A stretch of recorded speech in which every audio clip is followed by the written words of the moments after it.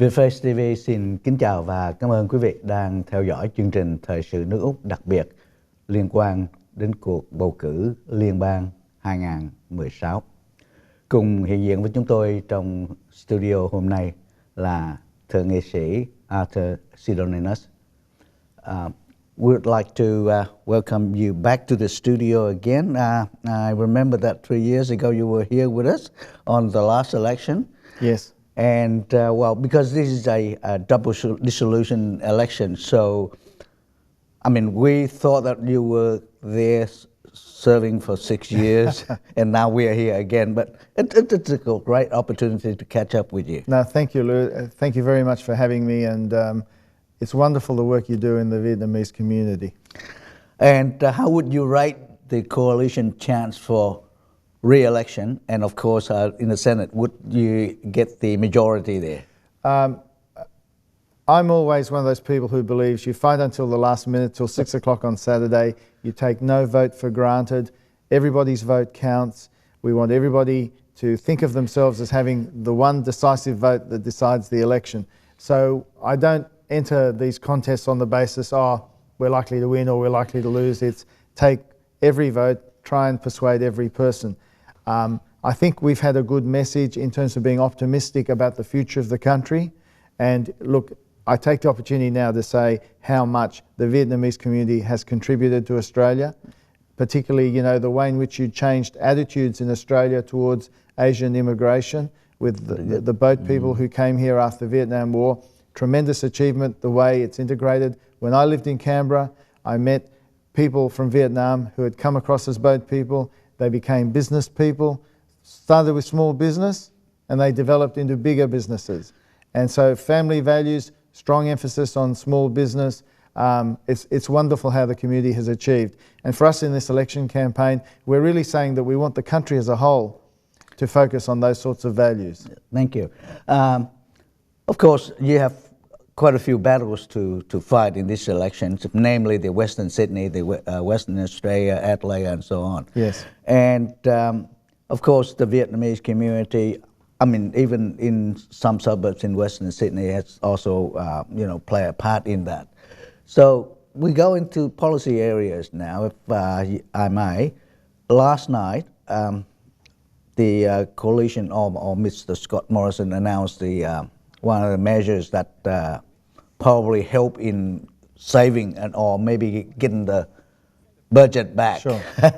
Yeah. He mentioned about the crackdown on the welfare abuses and things like that, and saving $2.3 billion over the next 4 years. Would you like to elaborate on that? Sure. What we're talking about there is we're not trying to say if you're on welfare, you're a cheat and we're going to get you. What these measures are about is making better use of technology to making sure we're making the right payments at the right time. Sometimes we overpay, sometimes we can underpay. But by having the right technology now, which was not possible 10 or 15 years ago, by being able to match the records between the tax system and the social welfare system, for example, or employment records, we have a better idea of what people are earning, how much they should be paid in terms of welfare, making sure the right people are getting the welfare, because the welfare should go to those who need help.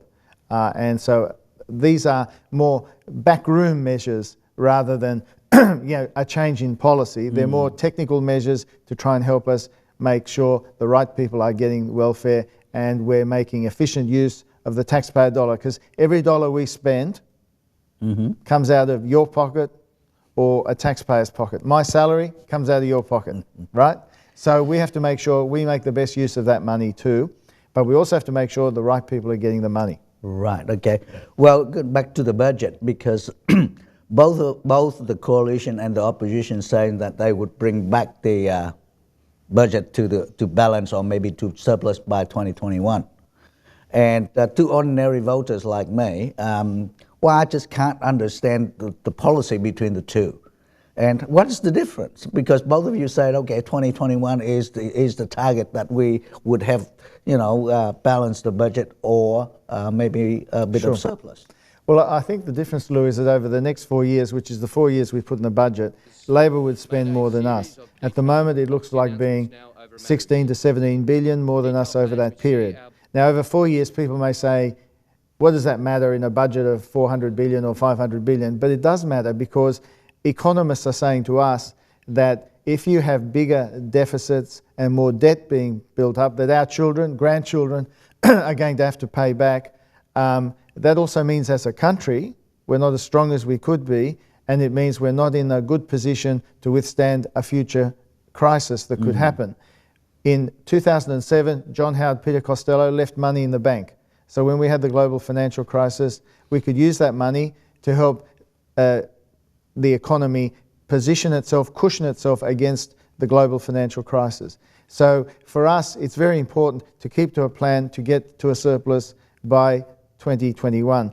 Now, Labor are saying they can get there even though they spend more than us in 4 years, which means in the 5th year, what are the measures they're going to take to suddenly make it all come together? So I think in this campaign, whenever Labor has had to explain about its costings and what they're going to do, their plans have fallen apart. So by the end of the campaign, this is why Labor want to talk about everything other than the economy or the budget. But for us, the national budget is a bit like the family budget. If you don't keep it under control, you're going to have a problem. Now, we all have our challenges as individuals or families keeping our budgets under control, but the government has to keep the national budget under control. Labor show they cannot do that, even in opposition, let alone making hard decisions in government. Well, the opposition claimed that when you win government in 2013 and everything was in good shape and things like that, but you were claiming that, yeah, well, you inherit a big debt then. Right. And they say you have 3 years to sort of improve the economy and all that, but the situation is no way better.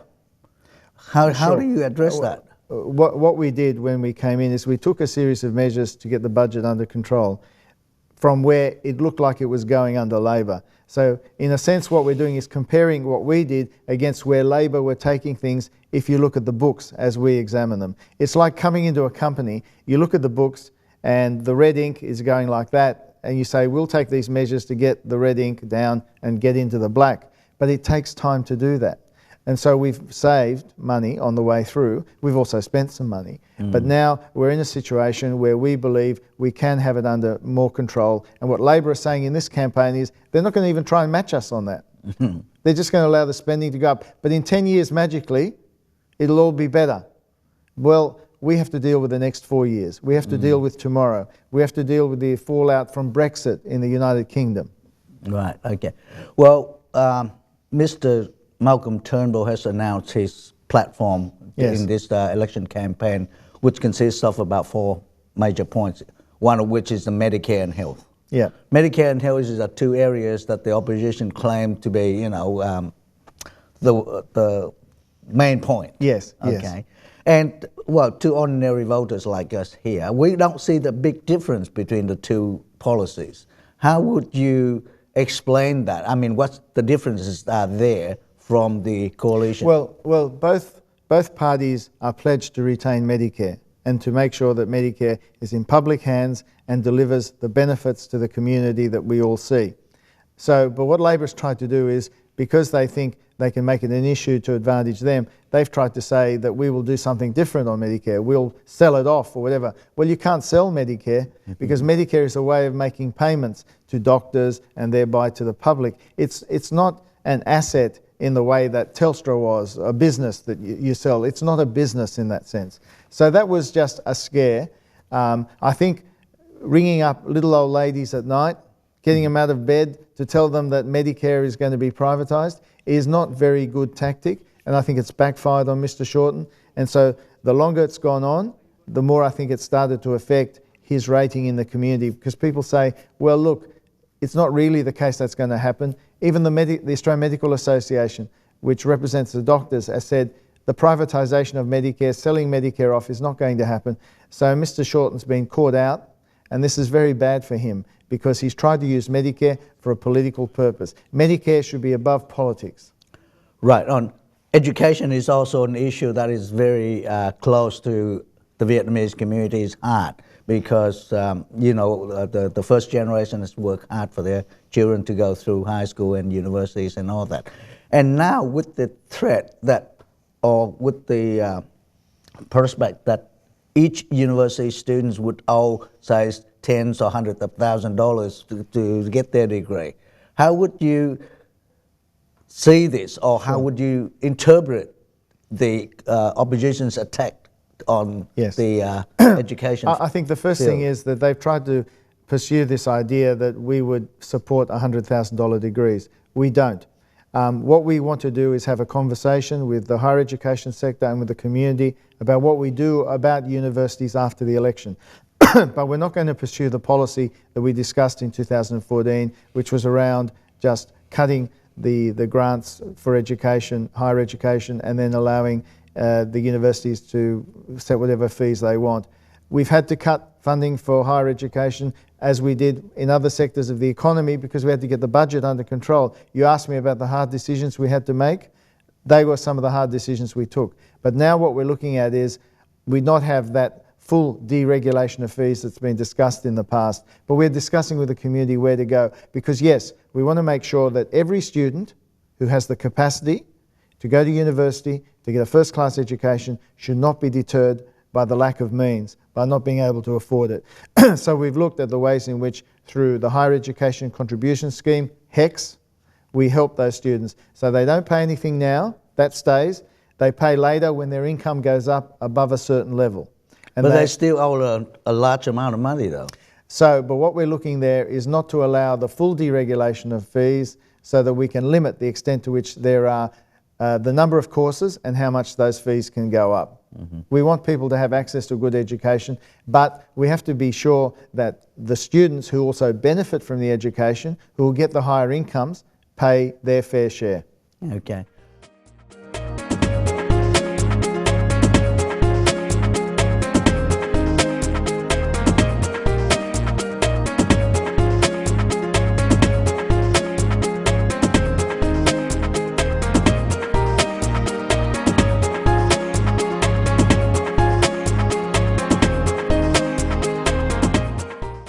With the sizable populations of what we say grey population, and any change in superannuations would be a big concern for them, yes. Like me. And me, don't worry.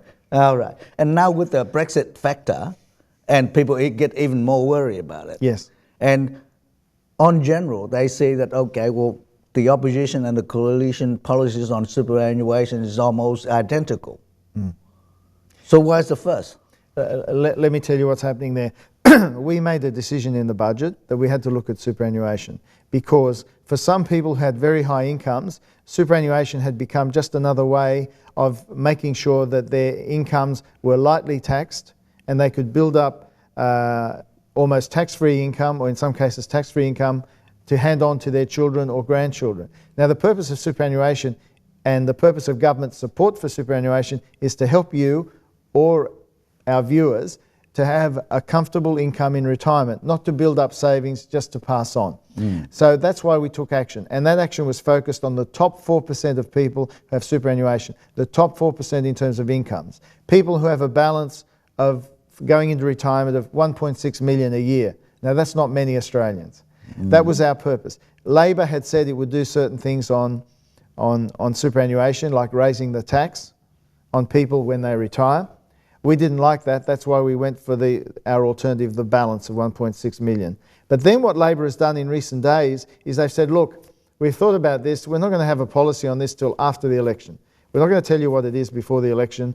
We're going to consult, but we will keep the savings that the government said it will get from superannuation. So our policy is on the table. You can see our policy, it's there. Whether you like all elements of it or not, it is there. You can make a judgment about it. With the Labor Party, now they're effectively saying, oh, we'll think about it, we'll look at what the government's done, but they don't give a policy that people can vote to. So if you're one of your viewers, at the moment, I can't tell them what the Labor policy will be. All I can tell them is they want to raise the same money as us from the policy, which is about a net $3 billion. The question is, how are they going to raise that?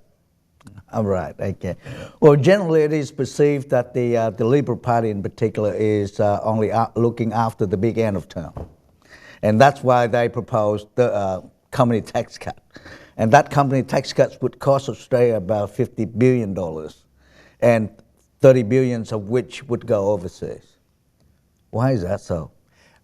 First of all, let me say that this tax cut will go to all businesses that are in the tax system. So yes, it will go to small businesses, it'll go to medium businesses, and it'll go to big businesses.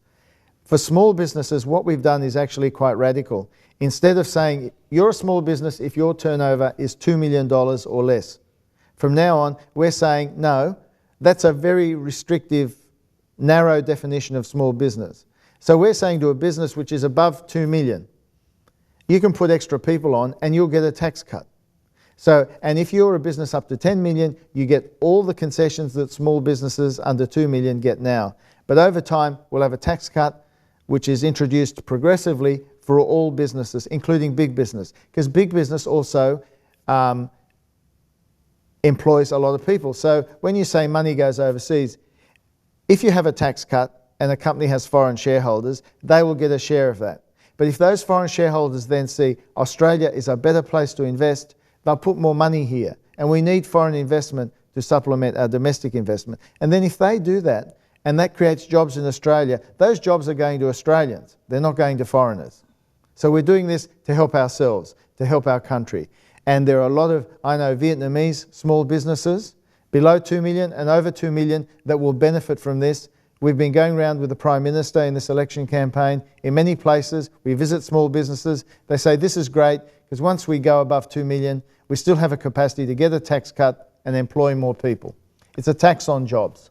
All right. Okay. Well, as I said from the beginning, that there are many battles that you need to win or to retain seats during this election, and namely probably in Western Sydney and all that. And how would, I mean, say 9 months ago when Mr.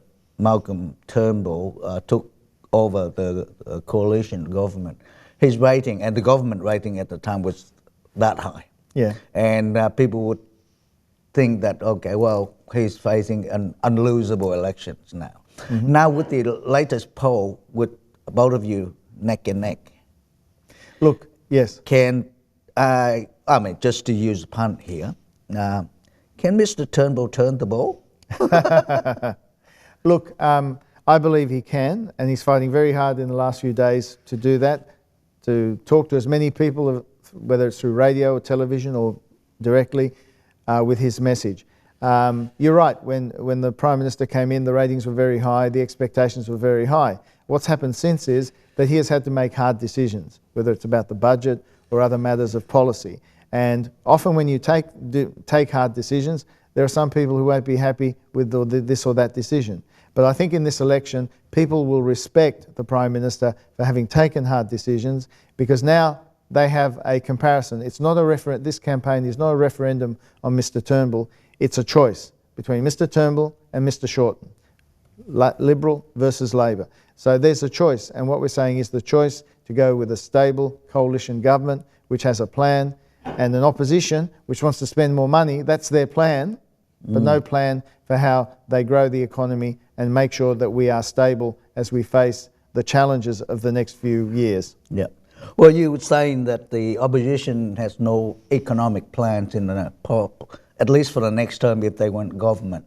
But in the last few days, Mr. Shorten has announced some policies on the economy, especially on health and education, and those he would think that they are the stronger points of the Labor Party. Mm-hmm. But again, with the forecast of the budget and all that, it's a bit gloomy. I must say, probably on both sides, in as far as a voter can see, 2021 is a bit far for me. Yeah. And gloomy in what sense? Well, because we're going to have to suffer from another few years yet, and time is not on my side. No, I'm However, sure it is. Yeah. Just well, to can use I a explain term, something about that? Yeah. Can Mr. Bill shorten the bill? Look, can I explain something about this?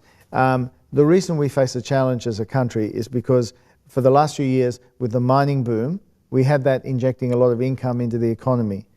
Mining prices were high. Mining exports are now happening as a result of all that investment. prices are coming off. So the income that we were getting is like a household which has had a certain income stream for a long time. That is now coming off. As a household, you have to adjust. So that's why the budget has had to have an adjustment as well. But we've had to make sure that the adjustment is borne fairly across the community and doesn't fall unfairly, particularly on those who are vulnerable, who can't help themselves. But that's a challenge. But that is also an opportunity for our economy to become more diverse, to have different sources of growth. That's why we promote innovation, high tech, startups. That's why we promote cutting taxes for business across the board, to encourage people who want to have a go. There are a lot of entrepreneurs in the Vietnamese community. There are a lot of people who want to take a risk and have a go. This is a government that wants to back them in having a go. Right, okay. Well, to conclude the interview today, would you have anything to say to the Vietnamese, Australian communities or to the general community generally? Look, can I say, first of all, to go back to where I began, we really appreciate the contribution the Vietnamese community has made to Australia. The other night, I was in Parramatta for the installation of the new Catholic Bishop of Parramatta, Vincent Long. Van Nguyen, I think is his full name. Right. And he gave a very good speech where he spoke about his background as a boat person and how that gave him empathy for refugees, and also about how he appreciated the opportunities that this country has given him. And what that's done is, and I'm the son of migrant parents, if you go to a country which welcomes you, embraces you, and allows you to work hard, get a return for that, you love that country a lot. You really want to do everything for it.